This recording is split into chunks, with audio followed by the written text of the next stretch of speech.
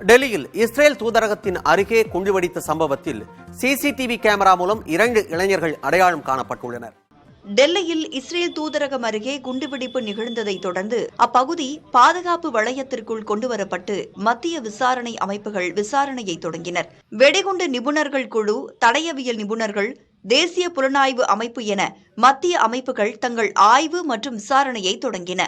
வெடிகுண்டு சம்பவத்தை தூதரகம் உறுதிப்படுத்தியுள்ளதுடன் உயிரிழப்பு அல்லது காயங்கள் எதுவும் ஏற்படவில்லை என்றும் தெரிவித்துள்ளது.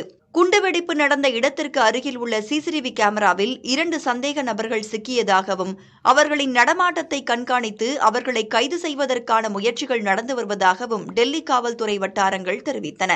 குண்டுவெடிப்பு நடந்த இடத்திற்கு அருகில் இஸ்ரேல் கொடியில் சுற்றப்பட்ட கடிதம் கண்டுபிடிக்கப்பட்டது. காசாவில் இஸ்ரேலின் நடவடிக்கைகளை கடுமையாக விமர்சித்து கடிதத்தில் குறிப்பிட்டுள்ளதாக தகவல் தெரிவிக்கின்றன.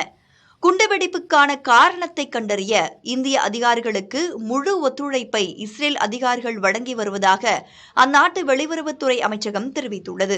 சம்பவத்தை தொடர்ந்து இந்தியாவில் உள்ள தூதரகம் மற்றும் பிற இஸ்ரேல் நிறுவனங்களை சுற்றி பாதுகாப்பு மேலும் பலப்படுத்தப்பட்டுள்ளது.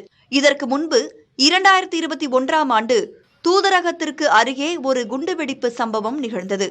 அதில் அருகில் நிறுத்தி வைக்கப்பட்ட 4 கார்கள் சேதமடைந்தன. 2012ஆம் ஆண்டு இஸ்ரேல் தூதரக காரின் கீழ் வெடிகுண்டு ஒன்று வைக்கப்பட்டது. அதில் அந்நாட்டு தூதரகத்தின் அதிகாரியின் மனைவி ஒருவர் காயமடைந்திருந்தார். புதிய தலைமுறைக்காக டெல்லியிலிருந்து செய்தியாளர் ராஜீவ்.